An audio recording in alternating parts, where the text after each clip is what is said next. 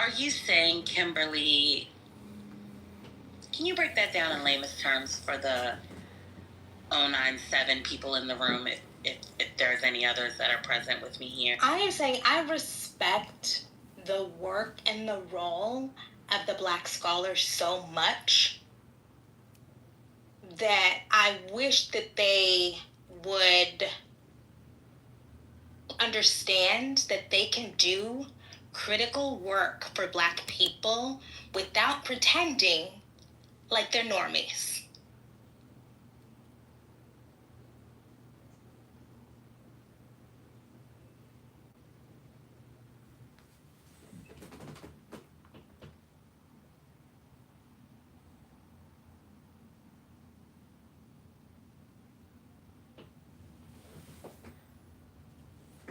She told y'all.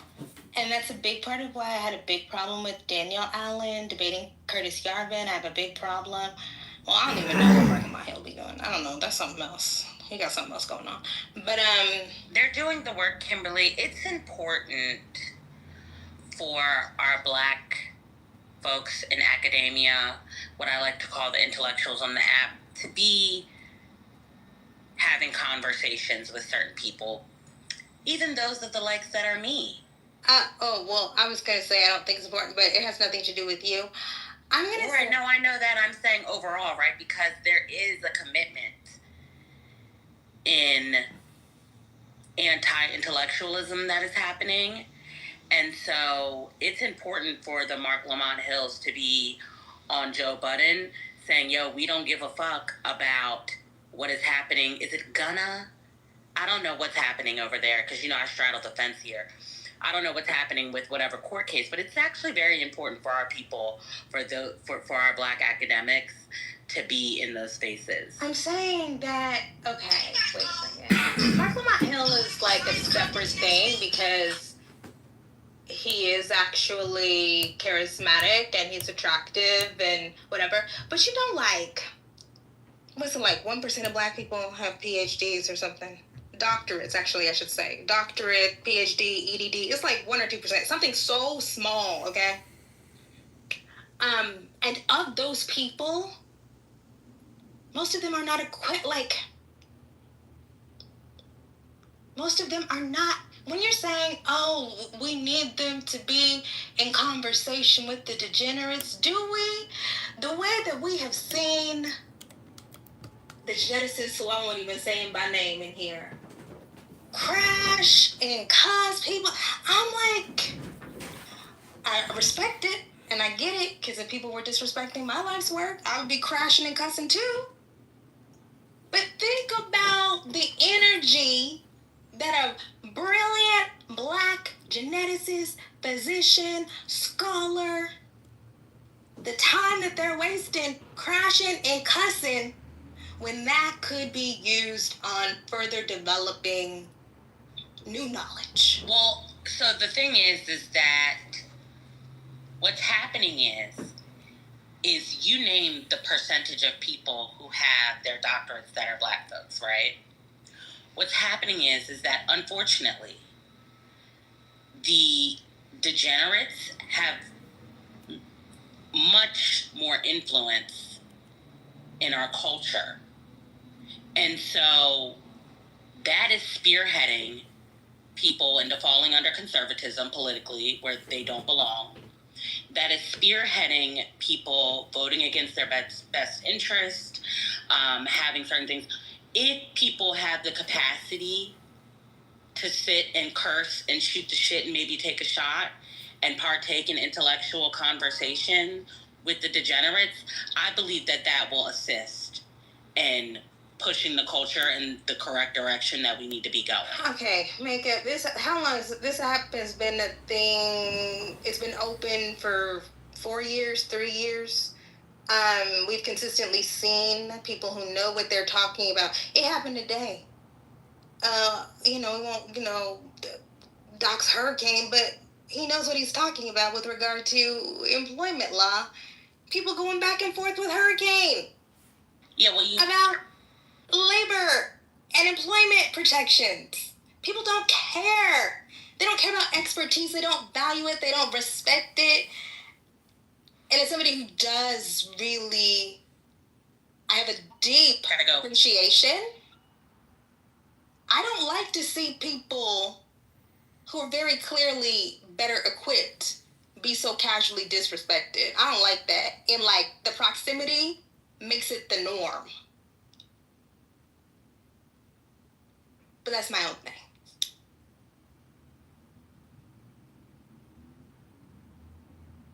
On that, just a quick question for you, Grand Rising to the space as well.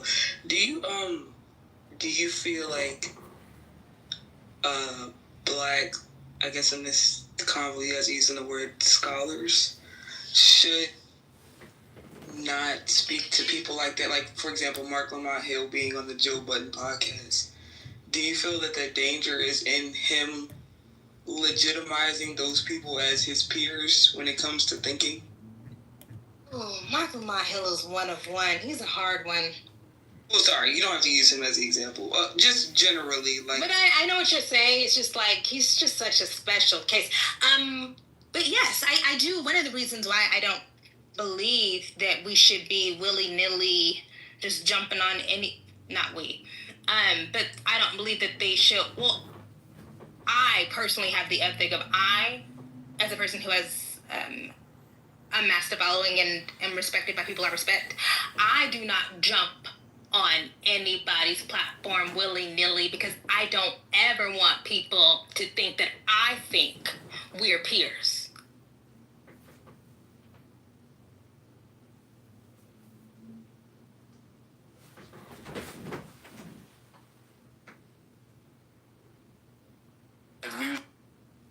These horrible words if they say men can't get pregnant, and now white people can't defend themselves. Otherwise, they're deemed racist. Yeah, this is an embarrassing time in human history, and hopefully it will not be forgotten 20, 30, 50, 100 years from now. There needs to be case studies on this moment. You know what? I'm going to blame it on fatherless homes. Hi. There have been some case studies. Do you guys remember? I think one of my favorite. Wait, hold on, Rose speaking. Hold on. Rose speaking. Hold on. 4 years, 3 years. There have been some studies that have been done over the last number of years, and especially as there's been a greater emphasis of ensuring that women have been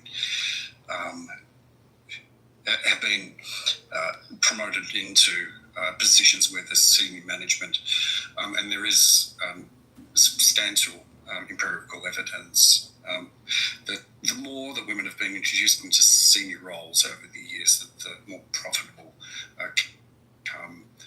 I know this from reading that I've done, also speaking to some people on the executive boards of very large companies. So there's an argument to be able to say that DEI has been effective in some.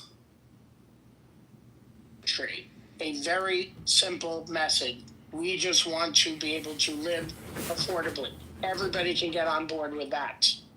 So that's what Democrats should be focusing on, is how he's campaigning, how he's doing social media, how he is also getting out there and meeting with groups that wouldn't necessarily naturally support him. He's doing the work. And that's what Democrats should be doing anyway, not just keeping it in their little bubble, but going outside of their bubble, talking to everybody and creating a generic message of affordability. That's what I think. And people, the idea that, these billionaires will leave New York or whatever, they say this all the time. They said it when de Blasio, and they called him a communist and everything. And everything was fine. It was overblown. So that's my message. I'm done speaking. Well, landing my own plane. I understand about his lack of experience, but I think I like him. I trust him. I like his integrity. There's something about him that I trust, and especially at this point in time with what we've gone through and what we're going through, that matters to me when somebody has integrity and when somebody has humility. I care about that. I believe him in terms of what his concerns are. I think he cares about human beings and about all human beings. I believe that about him. And I'm not I can't Mandani. Yeah, I'll give you that he doesn't have the experience, but who he is as a human being, I trust that about him. And I think that counts for something. All right, so I done heard a couple people talk about why they like him. I still ain't heard the people who don't like him. But why you don't like him? So he's just like a complete socialist. He has very, very, very radical ideas, and then also this idea of him having high integrity seems a bit silly to me. I mean, there's reporting that he checked himself as African American when he applied to college.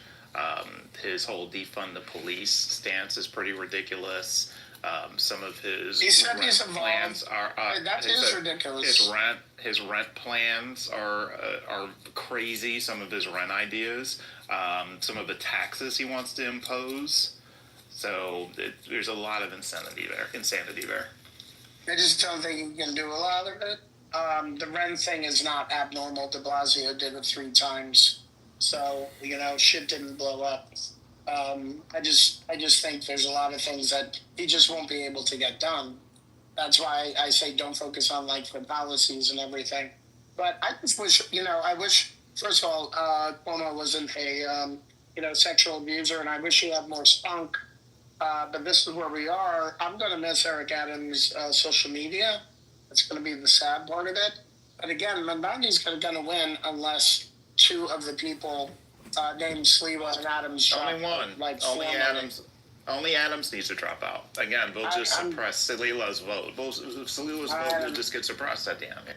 Well, here's what I think, for what it's worth. I am not a super fan of Mandani, right? I did rank him. He wasn't at number 1 or number 2 for me, right? But I think that's really the best choice that we have between him and Cuomo, right? He's not what I would have chosen first, but I think that, and I'm not a fan of DSA at all, because, they're terrible. I understand the inner workings of DSA, and you know what, CEO? There's not as radical as you think. They're really not. The funny part is they're not that radical people. They're just say they are, but they're not. That's the funny shit. They're in bed with real estate developers. They already had a talking to with Mandani, and he will be supporting Israel in some capacity. Whether he says it or not, outwardly, he will be on that train because, they don't play out here, right? So they already sat his ass down and had a talking to him. So the radical shit, it's not gonna happen. Trust me. I think the other part of it, if you are a Democrat not in New York, is that if Mandani wins, he's going to shift how the midterms play out. And I think everyone's not in New York, so people need to stop panicking. The world is, America is not New York, right? So, as far as the shift and all that stuff, I think people need to, stop panicking and stuff, because the rest of the world is not gonna go for those liberal views, right? Because New York never sets trends for the rest of the country? No. I'm gonna make my big statement. All right, ready? Let me make my big statement here. Here's what. Oh wait, were you speaking? Okay, I can't hear you. No, here's my statement on all of this. The reason why the right wing and the institutions are panicking is because they're not afraid of what Mamdani will do. They're afraid that he will be successful. And that means the country will be able to see that, maybe slightly liberal ideas in terms of helping people is not that radical. So maybe we should give a thought to people that were a little more progressive, because the policies are actually working for everyday people. That's why they're freaking the fuck out, because they want the establishment They want the right wing. They want everything to stay as it is because they're doing just fine over there. So that's why the right and the institutions are freaking out, because Mamdani, even if he can move the pendulum slightly to the left, may actually be successful. Yeah, that is not the reason. That is not why conservatives are concerned about Mamdani. Like, Scotty, where did you get that from? You think that's like the Because I live here. Because I live okay, here. so you think, like, if you were in a secret meeting with a group of conservatives and they were forced to be, they're never going to say that to them. That's why. No, listen to the scenario. I said if they were forced to be 100% honest, you think those are the words that are going to come out of her mouth? They would never agree to being 100% honest. I said, like, if you gave them truth serum and they're interrogated by the CIA, do you think that they is are what would come out of her mouth? secretly worried that the little that he can do here is going to play out well, and therefore other strategies of how people run in this country are going to also work out, and it will shift. I'm not talking about shifting the pendulum to some socialism. I'm just talking about having policies and also having the campaigning style that works for regular people that could also shift. This could be the Tea Party. Oh, the campaigning style. Okay, that's a different argument. I'm saying all of it. So in other words, if the campaigning style works and then the actual governing works where it's not a tragedy, if it doesn't become the tragedy that the Republicans say it's going to be and the establishment, then they're going to be fucked. Because then people are going to be like, wait a minute, they talked all this shit about how it's going to be a communist or whatever, and New York's doing well, crime is low, business is up, tourism is up, the city's doing well, and the affordability has become more significant for the regular people that work here. So that's what could happen, and that's what they're... So now you're talking about a full term, which is a totally different kind of calculation, right? So yes, what if he is successful? But the first thing you have to think about and why this matters is he would start his term in January. The midterms are in November, and he's going to have enough mess-ups that he's going to be weaponized against to energize the right for the midterms. That's what will happen, Scotty. But if he doesn't, and things are as normal... It would take years for that to happen. Not necessarily. Not necessarily. When you have the handoff between mayor to mayor, things don't change right away. So the only way it could happen is if he's totally sabotaged by the police department and by other forces where they start, they're like, oh, we're not going on the street anymore. We're just going to let crime go crazy, or whatever it is. But term to term, the numbers don't fluctuate very much at all. So if he just coasts in his first year through the midterms and doesn't do anything crazy where it makes some kind of impact, but tweaks the margins here and there really so that people get... Well, why not? It's New York. It's not Long Island. Yeah, I mean, but you're thinking he can do that, and you're thinking that there's gonna not be things that occur that get spun based on what his reputation. Look, wait till these debates happen. Wait until you see the level of attacks leveled on him when we get to October 1. Yeah, I mean, and then that's going to be how he continues to get characterized if he wins, and then that will be weaponized for the midterms. So I'm just telling you, if he wins, it's going to make the midterms worse for them. I'll bet money. I don't agree, because there's going to be a big, rather large amount of time between January and between November midterms. And if things are mostly the same status quo, then people are going to be like, oh, shit didn't, go crazy, so I guess it's not that bad. So that's what will happen. I don't understand how you think it's all of a sudden he's gonna be a disaster right off the jump. Because he lacks experience for this role. But if he has a good team, around him, he doesn't understand public safety at all. he doesn't understand economics at all.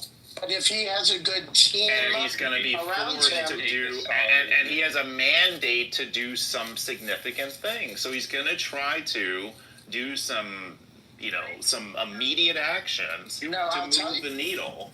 No, I disagree. First of all, the only thing that I see happening is that the left is going to turn on him for acquiescing to the establishment, quote unquote, however they define it, and him not moving too quickly to do some of the big ticket items he's talking about. So if anything, the left and the DSA and the people who never vote or whatever, they're going to be really upset because he didn't do all of the things big and fast enough. That's what I see as a scenario that would happen before anything.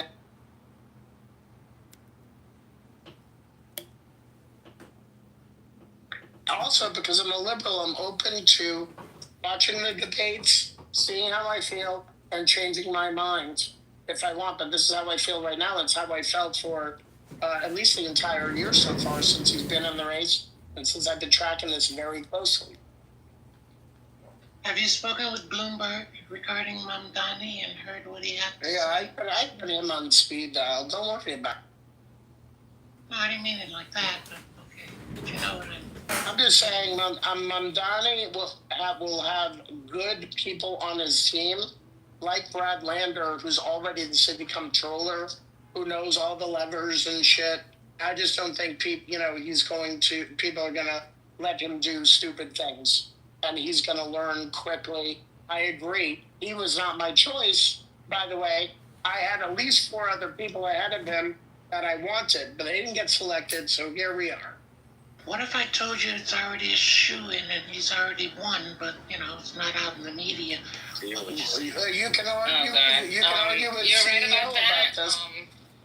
I will tell you that the people, because I know people that are going to be a part of his team, they are extremely vetted. They have a lot of experience, the experience that he perhaps lacks. So he is going to surround himself around more experienced people and stuff like that. So the team is going to be very, tight. And they're already meeting.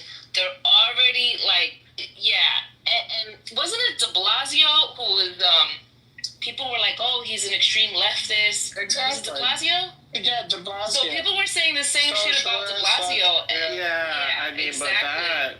So it's a little tricky though, right? So that was just like the kind of old school extreme leftist. It's just like how people used to talk about George W. Bush until we got Donald Trump, right? Okay, so that was just classical extreme liberal blah blah blah. That's all. It's different than what he actually is and the level of it. Yeah, him versus de Blasio, Mamdani is way to the left.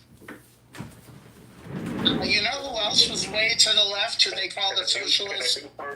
Can a new person chime in? Oh, yeah, sorry, I didn't hear you. You were breaking up. Hey, the New York Jews ain't gonna have him become the next mayor of New York.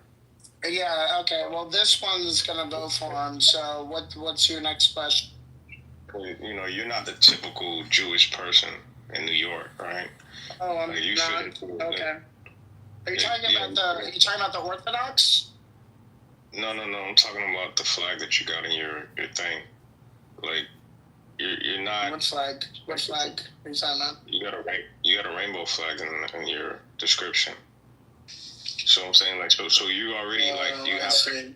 Yeah, you have an alternative worldview. You have an alternative perspective on a lot. I don't know what my rainbow flag is, but okay. Yeah, no, but this is what I'm telling you. This is not. You're not 67% of Jews voted for Mamdani in the primary. Yeah, they're not going to have him. 67% of Jews voted for Mamdani. Why won't you let me talk?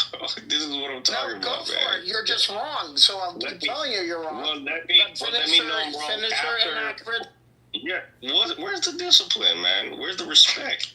This is the issue. Where are the numbers? Where are the numbers? All right, fuck. You guys got it. I'm not getting. All right, perfect. Then okay, you good. Anyway, 67% of Jews voted for Mamdani. The ones that are not, who are vocal, those are the Orthodox and the Hasidic that are in South Williamsburg and Borough Park and all that. So, no, they're going to be, Trumpers or Cuomoers or, fucking Curtis Lee or whatever. But they're 20% of the Jewish population in New York. So that's the fact. And 67% vote for Mamdani. So it's not about that. It's not about a fucking Jewish conspiracy, because that's where you want to go with this shit. It's not any of that. So removing that from the equation, and that Jews don't control fucking New York City, what else do you want to submit to the?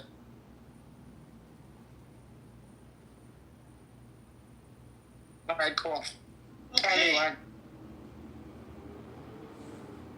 So in broader circles, what I mean by broader circles, you know what I mean. So the understanding is that Mamdani follows some of the blueprints of Bloomberg.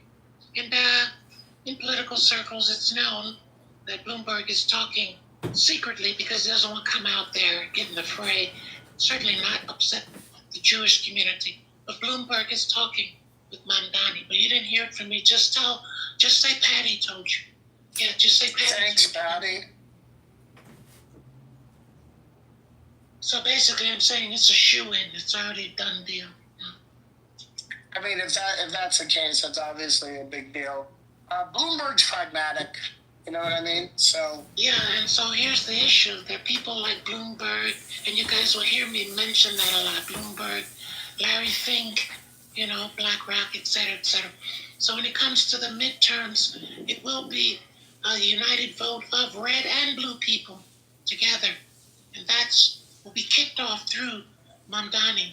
So be careful what you hear and get some facts. And you think if Adams drops out, Mamdani will still win? Adams is not even a contender. It's just smoke and mirrors. So you guys got to get outside of the clubhouse. I'll fill you in later. Just tell him Patty said it. I don't want to tell you. Don't play at me, Paul.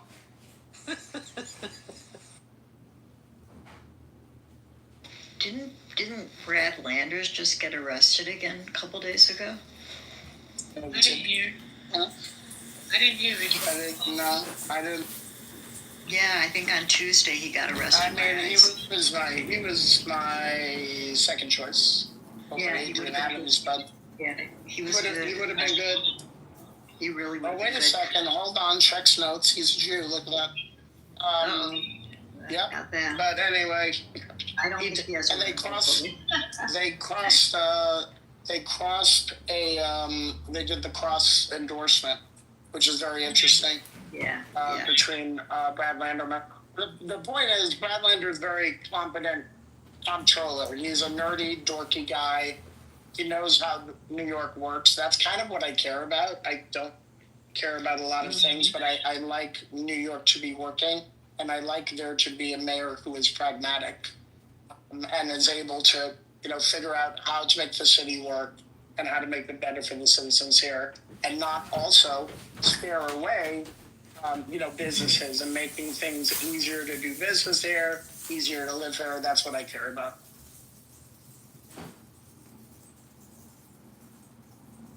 Yo, Scotty, you seen your telegram? They over there protesting in New York? I'm not. Yeah, the Black telegram. Wall Street. Yeah, I sent it to you too. Yeah, I had to look. I'm trying. Wait, what are they protesting? But yeah, I don't know. But Al Sharpton posted it. Check it out when you get a chance. Wait, I don't have Telegram. Not Telegram, love. I'm sorry, Instagram. I sent it to your Instagram. Oh, okay. I'll have a look. Okay. Brad Landers was released and the charges were reportedly dropped. Just for an update on Brad Landers, if you're interested.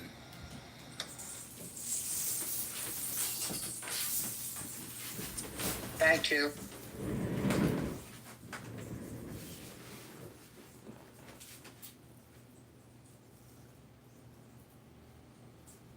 By the way, the person, one of the mayors who they were talking about, who was a communist, socialist. They were going off the rails with this particular mayor.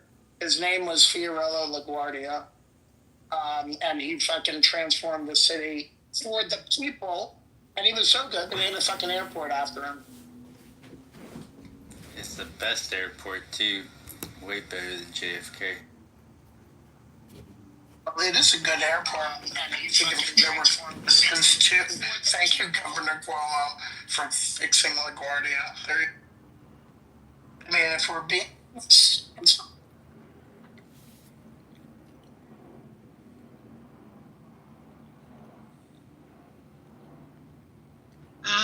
Spirit, what's going on with your economy? Your markets have been flat for the past 2 days. Are you all dead? Where's the money? Where's the money? Well, we were all here and we saw. Listen, look, man, if you're going to do the Susie Orman thing, just tell us explicitly what we should do or not do. We'll do nothing right now. People are taking baths because nothing's moving. People are anticipating. For example, I warned everyone yesterday and the day before because they asked me, what do you think of NVIDIA? Because their earnings was coming up. I said, listen, don't go for the hype. Leave it alone. Just sit on the sidelines. Did they listen? Oh, no. Oh, that's why I say I don't give a fuck. No harm to me if you don't listen. And so they crashed and burned when the earnings came out yesterday. And NVIDIA's still down 2%. So I don't know. I can't make it any clearer to people. Fuck them, right? Fuck them. Leave them behind. Yeah, but NVIDIA is going to be worth a lot more in 5 years than it is today. Yeah. No, so, yeah, I mean, not everything should be like a day trading. No, the options is referring to earnings. Wait, I want to ask my Uber driver something. Can I ask you a question, sir? No, hold on. Can I ask you a question, sir? I understand. I want to hear it. What do you think about the mayor election? Can you vote in the mayor election? What do you like? Do you like Mandami? Do you like Cuomo? Even if you can't vote, do you like Mandami? I like Mandami. I'm just saying, like, do you like Cuomo? Do you like the Curtis guy? Do you have any opinion?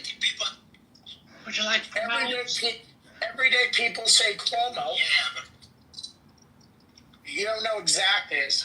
Do you want that? Are you sympathetic to what Mamdani wants to do? Like, or do you not care? Like, does it matter to you if Cuomo's elected or Mamdani? And the people you talk to like Cuomo because they're just regular people, right? Okay, that's interesting. Is it okay to ask where you're from originally? If you're from here, that's awesome too. Where are you from? I'm like, oh, cool. I love the DR. Okay, awesome. You don't like you're harassing people in public. You know, black. Ask him if he's black. That's I'm weird. just joking. I know you people are weird. Okay, cool. So regular people like Cuomo and like the young kids like Donnie, is that it? Basically? Yeah. Yeah. But you don't have any feeling either way. Okay, that's very interesting. Thank you so much. Yeah, this is feeling very Bernie Sanders versus Hillary Clinton to me. That's what this race feels like. It's not surprising to me, so yeah, I mean, I'm not saying you're wrong, by the way. And by the way, I do want to see the debates. I want everything out there, and I have the right to change my mind. That's all. See, you can hold me accountable in about 2 months from now. We'll reassess, and we'll figure out where we're at. Is that fair? Of course. Be careful, guys, in the audience. What you hear on stage is someone said something will be something in 5 years. That's not necessarily true, and I have reasons for that, but they don't want to hear that. So go with the mods, whatever they say, believe it is gospel. No, I definitely want to hear this. Why would NVIDIA not be worth more in 5 years than it is today? Because there may be new companies. There may be more competition. But I think to answer your question, why the market's dead on arrival today is if we passed that Israel arms embargo, I think that would have resuscitated the market wholeheartedly. Sadly, that was tabled, and Ken Martin had a lot to do with that, in my opinion, even though only 7% of the Democratic Party is in favor of genocide. Why are we talking about this again? We're talking about the mayor's race, and you gotta fucking throw this in all the time. Because it's related to the market, it's related to money, and Point asked the question, so I just answered it. That's all. Gosh, you just tried to answer it. Nothing wrong with that. So that's why the market's stalled. I get it. Well, that's his answer, so what's yours? Go ahead. Nobody can predict anything that's going on, so they are just sitting tight because this whole administration, you can't plan anything. It's erratic, so just don't make any big moves. That's what the people are saying. That's a good answer. That's another answer. Everyone has answers. So let's hear them. Not a good answer, Point. Stop Okay, it. but it's his answer. Scotty, I'll say this, right? Waiting on this administration to dictate the market, we'll be waiting forever. We just heard somebody say that, I'm not even going to mention his name on this app, but we all know who's running for office and crap, buying ads up on World Star, has been eating dinner with the Trump family, made claims stating that the Trump family's plans are to stay in office, not just another term, but as long as it takes for Barron Trump to be of age to become president. And that's the whole game. Why would you enter this bullshit? So I'm sure that's how they left too. See, so 2040. So Donald Trump's gonna be president till 2040. No, his family. His family will start the new royal crown here if we just. It will take 14 years for Barron to be eligible to run for president. You already did the math, yeah. Yeah, he's 21. Yeah. Yeah, but then even if they want to adhere to that, right? So Trump's going to be 94 when he leaves office. They may lower the age. They may, if he's still in office, right? Water. Well, that takes a constitutional amendment. Water. The next president will be, what's the guy? Stephen Miller and Trump Jr. So don't say I didn't tell you. And that will run for 8 years. Jesus Christ. No, we can't Did have you guys see the interaction between Westmore and Trump and what Trump said after the fact? I did. You want to recap it now? Not really, because I'm going into a meeting, but I thought it was actually a nice, I think it was really good on Westmore, the meeting that I saw that recorded. Like, it was in, it wasn't in a stadium. I forget where it was. Oh, wait, you're talking about some live interaction? I thought you were talking about what their interaction on social. No, I didn't hear this. Go ahead. I didn't hear.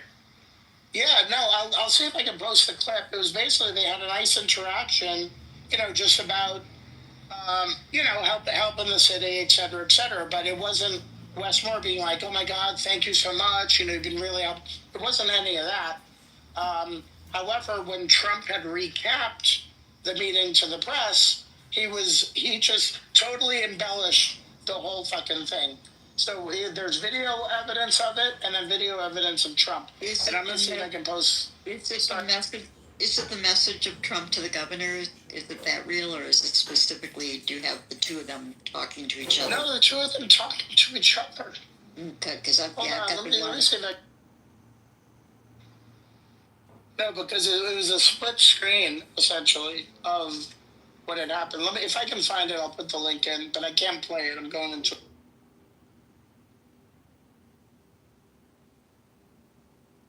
Put me on speakerphone in the meeting.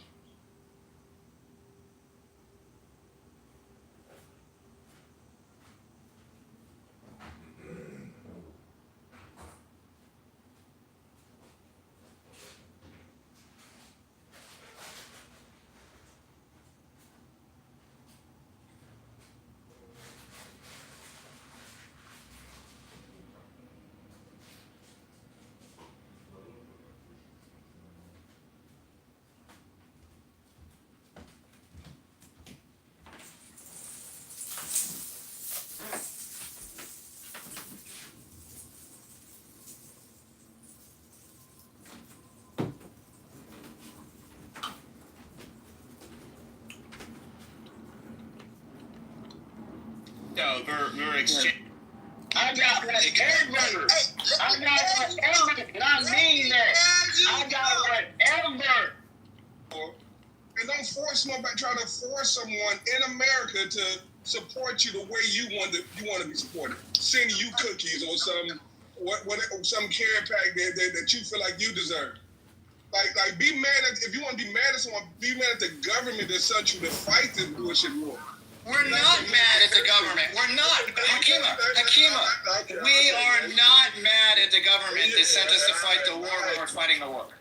We are not mad at the government or our bosses when we're sent to do a mission. We are mission. Listen, you think so. We are mission. That's your problem. Let me finish. No, you didn't let me finish. What are you talking about? That's your problem. No, because... Wait, hold on. I'll let you finish. I'll let you finish and make my point. I think, Hakima, you're missing the nuance on what he said. Mike started his initial answer to you by all means, Americans can say whatever they want to say. Like, that was the very first point that he made. But he went on to say... But if you're going to say you support the troops, don't knock their mission, was his only point. Right, like, but my point is, sir, that you can't tell nobody how to do what they want to do. Like, just go fight your war. You don't. In a free country, you don't get to tell somebody how to support or how to talk or any of that. You don't get to do that. And that's the point. That's the point. You're right. You're right, in that he. But he's not going to fight that war just because he wants to go fight a war. He's fighting for you. He's fighting for his countrymen and the civilians and everybody who doesn't know jack shit about war. He doesn't get to tell anybody what to do or how to talk or how to support, but as a former service person, he can tell you from his experience what it feels like to have somebody say, I support our troops, but fuck them for being over there in Afghanistan. Here's the goal, Takima. Do you care? Is it all about you and what you look like, your appearance and your reputation?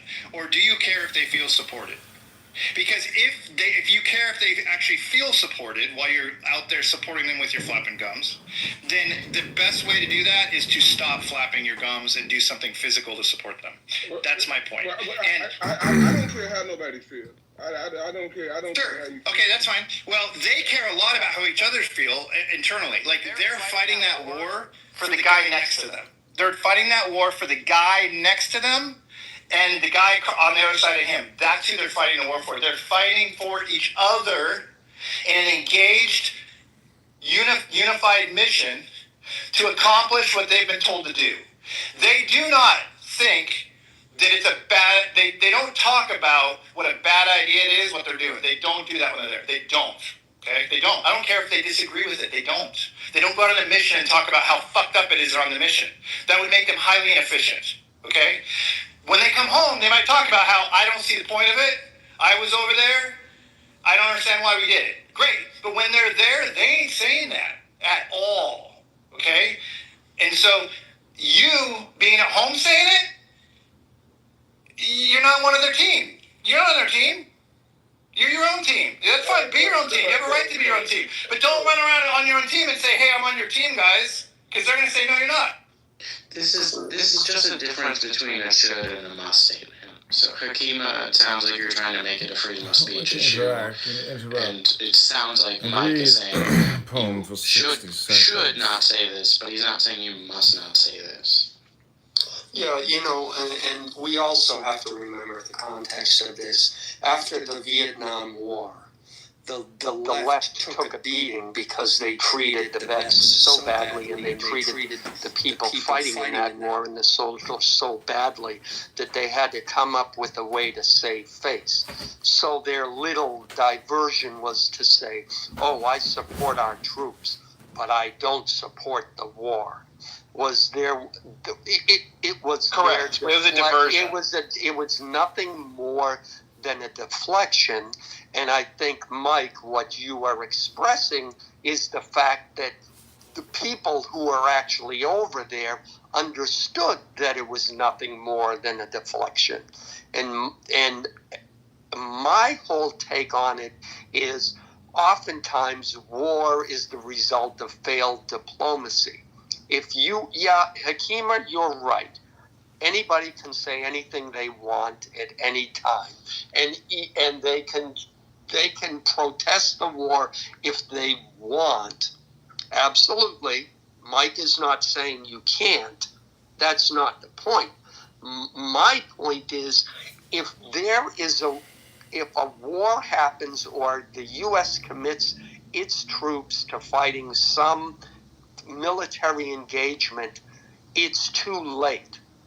If you were going to protest something, if you were going to make your viewpoint known as an American and get other Americans to join in your viewpoint to reach a place where our legislators listen to that and take the action based on that viewpoint, then it needed to happen before we committed our troops to that military engagement.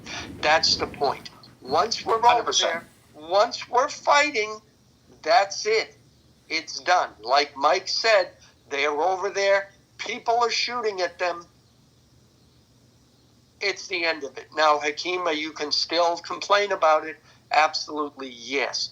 But don't pretend like, and I know you don't do this, but I'm saying people need to not pretend like they're still being patriotic or they're supporting the troops or any of those other deflections that the left came up with after what they did to our military men in Vietnam.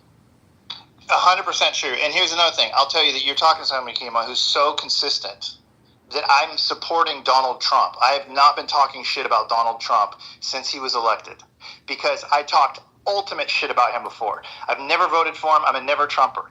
The second he took office, I started talking in a manner that prays for success of whatever the U.S. is trying to accomplish. It's not my choice anymore. My vote lost, and now it's my duty to line up behind what I consider my commander-in-chief.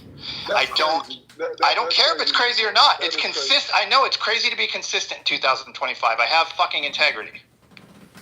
Yeah, if your consistency is leaning on insanity, then you should break your consistency. Because, like, I'm not going to follow that. Let's just say, I'm not saying Trump is doing it, although I believe he is. Let's say he's trying to take us back into slavery times, right? Let's say he's trying to go there. And just because he's the president, you're going to support it.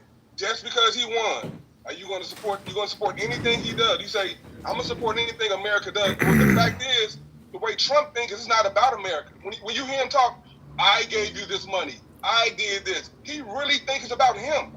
He's not speaking for the American people. He's speaking for Donald fucking Trump. And if you want to follow that, that is insane. I'm not following him. Your consistency. I am not following him. I'm not supporting him. I am remaining. I am shutting my mouth to allow the United States to not fail while it takes various actions that I may or may not agree with. Some shit need to fail. Hello, moderators. This is candidate Congressman John Kitover. I'd like to read a poem to the room for 60 seconds.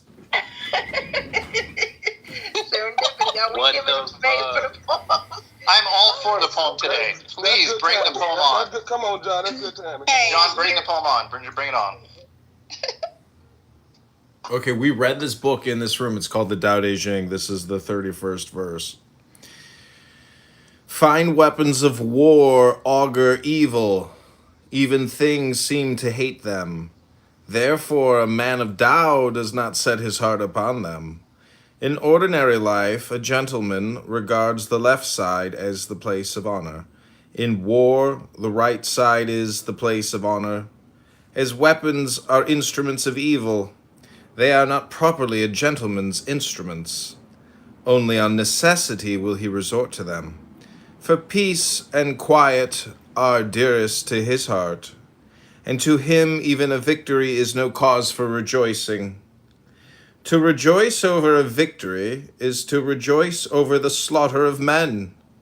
Hence, a man who rejoices over the slaughter of men cannot expect to thrive in the world of men.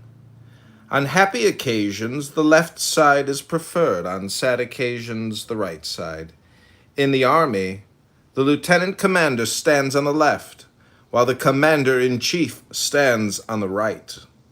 This means that war is treated on a par with a funeral service. Because many people have been killed, it is only right that survivors should mourn for them. Hence, even a victory is a funeral. Oh, thank you. Good enough. And there you have it, folks. I have a question for Mike. Yeah. Go ahead, Mike. Sure, thanks. So, with your exchange you just had with Hakima, I just want to see if I'm understanding this correctly. So, you're saying essentially, while Trump or any president, the moment he's sworn in to the moment they're removed, albeit in the peaceful transition of power or Trump style, the entire time they're in office, you are standing behind him or her as a patriot, regardless of whatever executive orders or whatever direction they're bringing the country in. You think it's inherently wrong to challenge, question, or protest against something you may disagree during said presidency? Well, I think there's a caveat that needs to be made, which is that specifically when it comes to issues of people of our troops at war and they're engaged under fire action currently, then yes, 100%. When it comes to political issues that aren't troops under fire related, I choose to show my patriotism by shutting my fucking mouth if it appears that it's not being supportive of whatever we're currently trying to accomplish. And what we're trying to accomplish may not be what I want done, if that makes sense. Now, that's my way of doing it. The summary of all of this is simple. I believe that freedom of speech is the laziest form of patriotism that anybody can engage in. So I don't...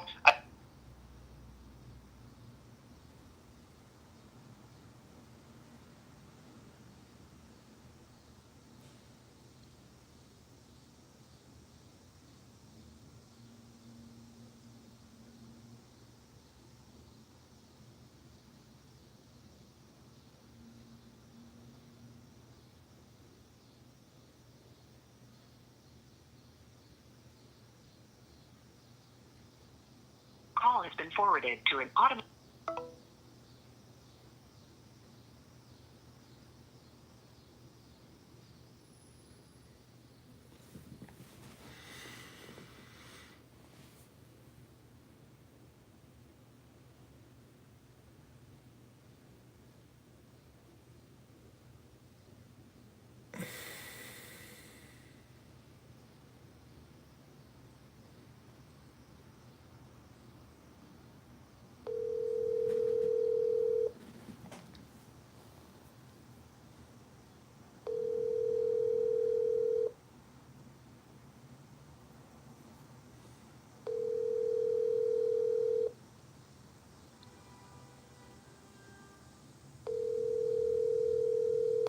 Your call has been forwarded to an automatic voice message system. 8.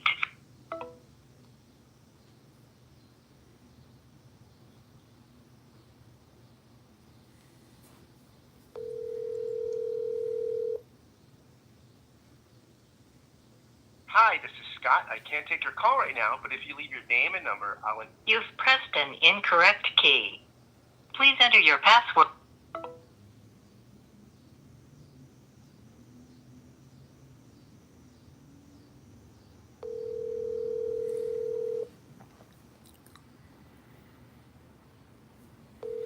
Your call has been forwarded to an automatic voice message system. Please enter your password.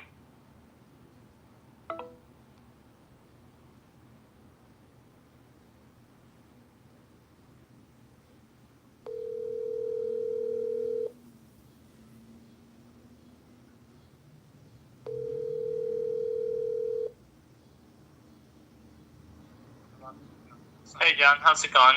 Hey, it's going good. How are you doing? Sorry, I can't hear you. That was like feedback. I'm just at home relaxing. I was gonna put up a Craigslist ad because I got to tell you, recruiting people to get signatures on petitions, people who circulate petitions, there's people here in Jefferson Park that do it. Like yesterday, somebody asked me to sign 3 petitions for 3 Democrats. So there's people here hustling petitions, but do you want to help me with my petitions? Bro, I'm like way overwhelmed right now with a lot of stuff that's going on. I mean, I've got like lawyers that I'm reaching out to. I've got an app I'm working on. I gotta start marketing that thing. You got and bigger. I got a whole bunch of You got bigger things to worry about. Well, you got to worry about. Marcin, you still got to worry about finding a wife and having kids. Yeah. Then there's the relationship stuff. Is that going? You have anything cooking? I mean, on the other side of the world, which isn't like. Oh, you mean on Dune, the planet Dune, or the moon? I see. It's Dune or moon? Yeah. On Dune, where they don't speak English well, so. You're dating some Fremen girl who lives in a spice mine. Yeah, so shit could definitely be better on that front. Well, that's part of the thing about traveling is you can always swipe right at a new town and see how your Friday or Saturday night turns out. But, you got to travel to the spice mine, which is the planet Dune, which I would call Rockford and Peoria. I'm just making a joke, but yeah, I have to start getting signatures on my petitions. Otherwise, my campaign, means nothing. So if you have any ideas or suggestions, I know you said you know somebody in Rockford. If you could send me their information, I know you had a falling out with that person. So maybe Dude, they blocked me on Facebook. Well, that's okay. This could be your way to reignite that friendship because I say I'm still calling you. I say friends for life. Yeah. But like, I don't talk to that person, and like I said, the last time I spoke with them, they blocked me. So. Well, Marcin, the whole point is to say, hey, I'm a nice person. You're a nice person. Let's just be in love and peace. I mean, that's it. There's no. I mean, unless there was some kind of major falling out, but. Whatever your political opinions, I mean, that's your political opinions. That's who you are. And if people can't accept that about you, well, then they're no friend to you. Yeah. Well, anyway, this, I don't know. I'd rather just leave this person out of it. But yeah, my only suggestion is that this damn political system be reformed where you don't need like 50 billion petitions to be on the ballot. How about that? That's a suggestion. Well, to run for Congress, I only need 700 signatures. That's it, dude. That's it. Really? It's nothing. I can knock that out myself. I'm going to have to do it myself if I can't find people to do it for me. And I will physically do it myself. But it's nicer if I can come up with an approach to organize a grassroots effort to do this. You're my man. I mean, you had, what was the name of the protest app? There's Chicago Association, or I don't know. What are they called? The Alliance? You could reach out to a lot of these political groups. I only have $600 in the campaign checking account. So well, they could probably help guide you on like how to get how to go get through the process of getting signatures and stuff. Like it's not rocket science, Marcin. You're a fucking software developer. I thought you were smarter than this. All right, well listen, I gotta go. I hope you're well. And I hope Ken is well. I feel your pain for him about not being able to, be mobile. This is very tragic and sad. It's his fucking choice. Like he could have worked out and he could have tried to recover. He's kind of just given up on life, which is bullshit. But like it's his fucking. Like I mean, I'm pissed off about the choice he made, but is that the first time? Is that the first time you've seen somebody who's bedridden? I've seen people who are bedridden that passed on, and there was nothing they could do because they physically didn't have it in them to move anymore. Like they literally, the pain was too much. They were bedridden at that point. I mean, Ken, I don't think he's ever been at a state where he couldn't move because he was, in too much pain or whatever. I think he just chose to, give in, but I don't know. Well, Marcin, every great life has a beginning and an end. This is unfortunately, if this is how he chooses to end it, this is how he decides to end it. But he's lived a great life. He has a lot of grandkids, my friend. Yeah, I know. He's got a lot of grandkids he could be hanging out with right now instead of laying in freaking bed, Well, genetically, he's in every single one of them. He lives on forever. So what I'm saying is you view it as death. He could be hanging out with them, making those connections. They can be getting to know him, listening to all his wacky stories about his life and his children's lives, but instead he's just chilling in bed. So. Well, haven't you ever observed the birds and how they raise their children and how they fly off? And next thing they don't even know who their kids are. They don't know who their parents. They're just flying around doing what birds do. True that. Well, I mean, it's different for people, right? We need those connections. Listen, I put up these bird nests, and they get filthy. The birds poop all over them. They have no way to clean it, so they rely on humans to change the bedding and clean the box. That's what you got to do if you want to get in the muff. Yeah, well, he could rely on humans too to change his beddings and muff. Muff in the muff. Muff. That's how you got to remember how to get it. You don't even. When was the last time you were even inside of a muff? Yeah, it's been quite some time. How many years? You're probably not moist anymore. Anyway, wait, you're not trans now, are you? I got right to this place. Like, I gotta figure out how to promote this application I built out. And what's it called? It's Ascend Dynamics. The name of the app. The app is I don't know. It's I don't know. It's the Sun Dynamics collaboration platform, or I don't know. It doesn't have like a definite name. Like sometimes I'll call it a Sun Dynamics NFT platform, but it's like I don't know. You could find it at like app.ascenddynamics.org. So that's where it lives at the moment. All right. Anyway. All right. Well, don't forget, go to johnforcongress.com. I'll talk to you soon. All right. See you, John. Okay, Good bye. luck.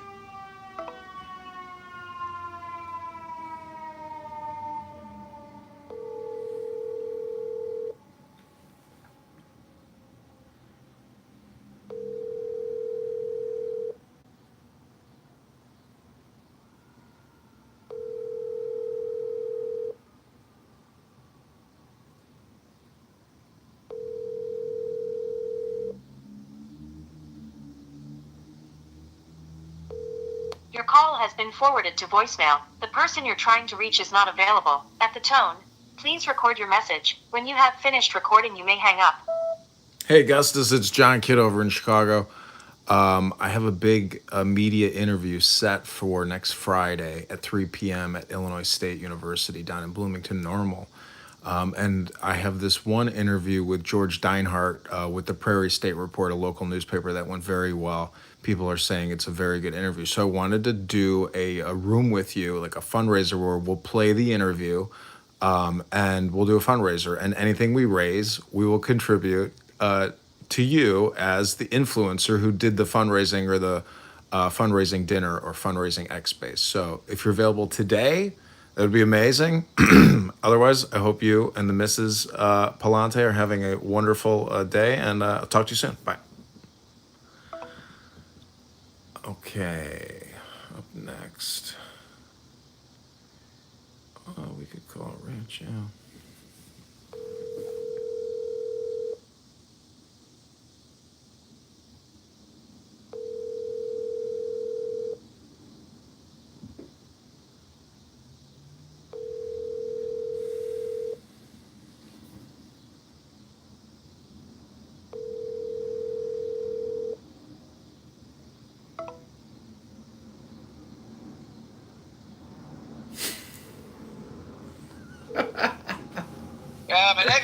Hey, I'm looking at a trash bag in the muff. I'm thinking, is your phone? Yeah, it should. Let me see if your phone. Anyways, I'm just saying, while you're waiting to get in the queue, I might as well say hello since I'm watching you in the muff. Right, I'm in the muff. It's so interesting. How are you? I'm good. I was talking to my friend here in Chicago who I'm trying to get to do petitions for me. And he's very resistant and hesitant. And I said, I put up all these bird boxes and the birds, they shit all over the boxes. So it takes a human to clean the bedding out of the box and clean the box. Right. And, and this is how the world works. We all work together. I was like, when was the last time you were in the muff? He's like, oh man, it's been many years since I've been inside of a muff. That's sad. Yeah, some people, they struggle with love. And, the whole thing is when it comes to meeting a beautiful woman, you have to be able to communicate. And some people are very bad communicators. Right. No, it's sad. Yeah, I mean, I feel bad for those. How old is this guy? I think he's maybe even younger than me, maybe 39, maybe 40, maybe 44. I'm not sure. That sucks. And he just doesn't get laid anymore? Never. I've never known him to ever even get a peck on the cheek. Wow, that sucks. Is he ugly? No, he's not the worst. Oh, he said he's dating some girl in the Philippines. So I said, oh, you date some chick on the moon. Okay. He's dating online? Pretty sure. I've seen photos on his Facebook and it looks terrifying, who he's dating. Right.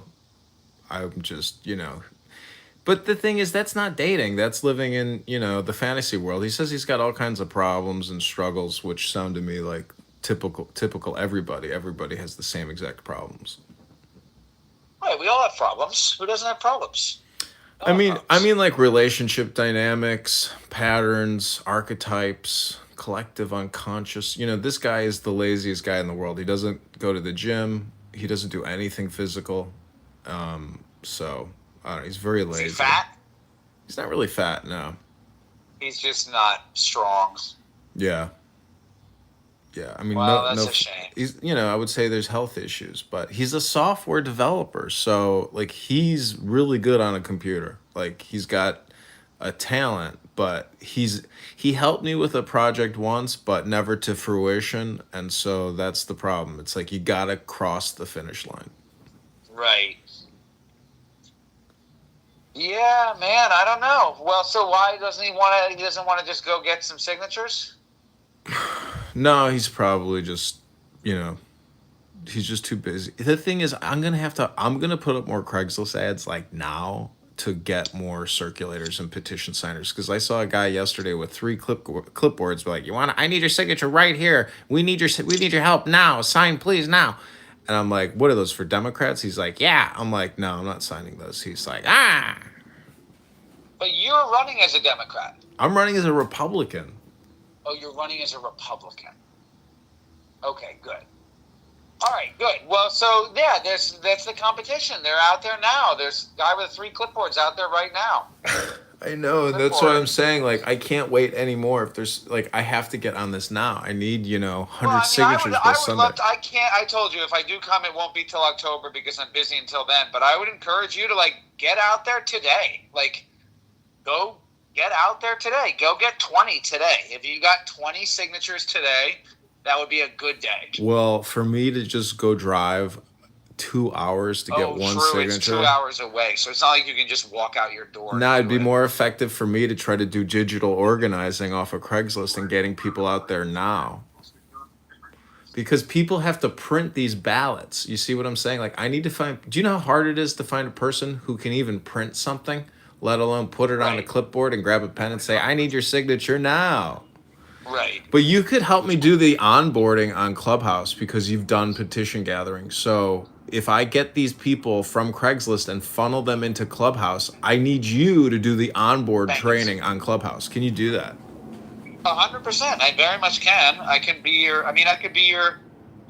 help manage and encourage. I could definitely at least train people and tell them what to do and how to do it. And because we're going to pin the link to the Illinois Election Commission website with the PDF for the petition. It's on page 16. And Right. so also even funneling them to a Google form page to fill in their information, you know, and then get access to the petition.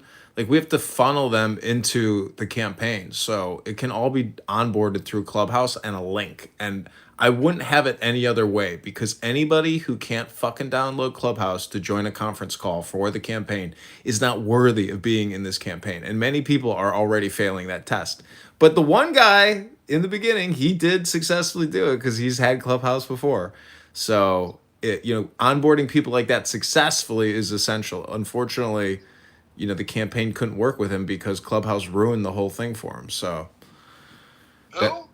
we had a guy named Edward who onboarded through Clubhouse, but people were putting so much shit in the chat that we couldn't actually onboard him, and it freaked him out. He's like, "This is a spam and a waste of time. Good luck." Oh, I see. And it wasn't my fault. It was the fucking moderator's fault. So, it's on him. But people who don't act professional on Clubhouse, they're just making the content. I'm trying to use it as a show, but also as, an actual conference call platform for the campaign. I love it. I definitely can do it. I think that, I wish. It's a shame that it's so far away because you have to commit. But I mean, 2 hours is not that bad. Like, I've driven to Boston and back in a day. No, just 2 hours there, and then you leave at 7 p.m. and you're home by 9 p.m. No, I know. But next Friday, I have a big media event at the University of Illinois in Bloomington Normal. And it's a 3 p.m. basically full recording. Like, it's called WGL-TV. And that will be like the biggest press I'll probably get this whole campaign.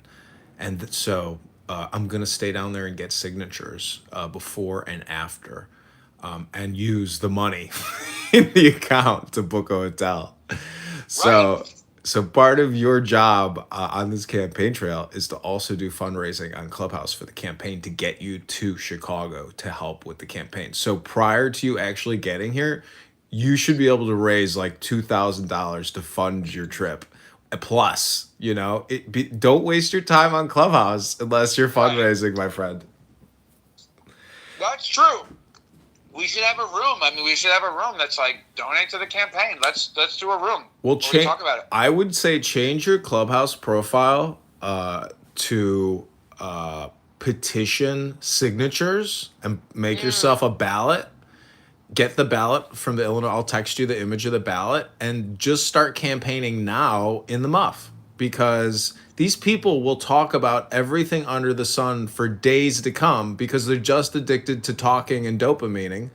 But you could transform from a trash bag, my friend, into a petition signature. And you can be instrumental in changing this campaign now through Clown House. Don't let these people hypnotize you, and don't hypnotize them with any other spam other than the campaign. Because this is the only thing that has a cash pipeline. Every other second we spend on here is a net negative to the campaign, unless we're actively promoting and actively getting donations today. So I'd say fund your trip now. You could fly first class, if you can raise enough. That's true. It's very true. It's not a bad idea. Yeah, you could get a beautiful rental car at the airport. I mean, you could pay for everything, but don't waste another second. Even if you can go into Amir's room, you could fundraise. Like, make this the troll. Make this your shtick, that you're fundraising and petition gathering.